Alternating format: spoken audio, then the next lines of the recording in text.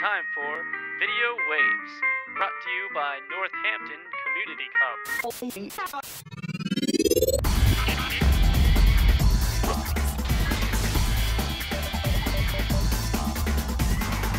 Video Waves.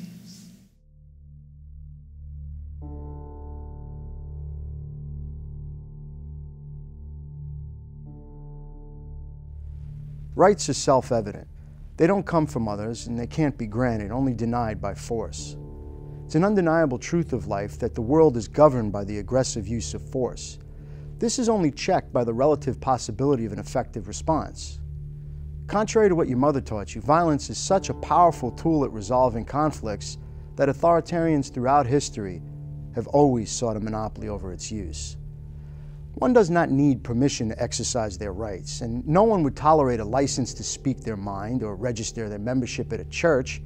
So once we began accepting the state's intrusions, our rights degenerated into privileges. Now let's speak to some local people from three very different walks of life who do understand. Honest, respectful people. This is Casey, a blue-collar guy who just wants to be left alone. A gun is a machine. A gun is a machine just the same as a car or a train or anything. A gun is just a machine. It has a purpose. A gun's purpose is to defend somebody's life. I never saw a gun jump off a table and shoot somebody. A car's evil because somebody can get drunk and wipe out a family? It's the same thing with a gun. You can put a gun to a good purpose or a gun to a bad purpose. It's a machine.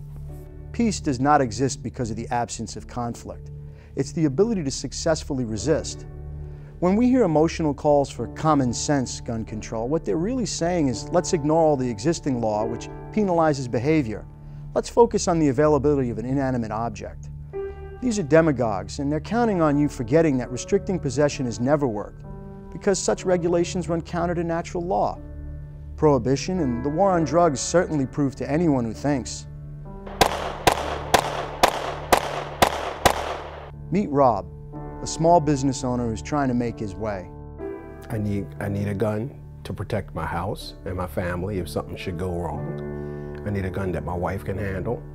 Being a responsible gun owner, you need to know all of the facts. And the facts is, police come after the crime is committed.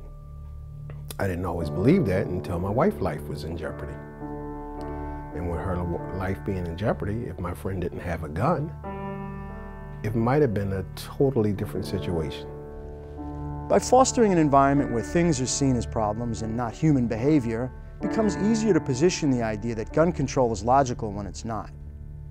We've stopped holding people responsible for their own lives and have been instead taught to blame society for problems, to look to the government for solutions, for even sustenance and personal protection. It's shocking to see so many people successfully conditioned to violate their natural instincts. By creating this dependence on the state, we as individuals have abdicated our own self-preservation. The public servants cannot possibly be everywhere at once. Ashley's a college student and works hard to pay for school.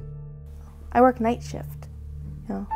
I work between 5 at night to sometimes 3, 4 o'clock in the morning, depending on the crew and depending on how messy the night has been. It's better to have it than not to have it. People who have ill intent will always find a way to do ill intent. Timothy McVeigh used a bomb and killed all those people. I mean, you have people who will stab people. I mean, you don't even knife to stab people, you can use a fork. Surrendering the right to private ownership of weapons is a mistake a free people only get to make once. The bright spot here is a majority of the American people simply refuse to support such nonsense. No matter how emotional the appeals by corporate media, and no matter how many times we suffer through a tragic shooting, the American people still oppose it. Don't look to refute that using political talking points. Look how people behave. Firearm sales are at record-breaking levels 4 years running. I'm Eric Garces, and thanks for watching.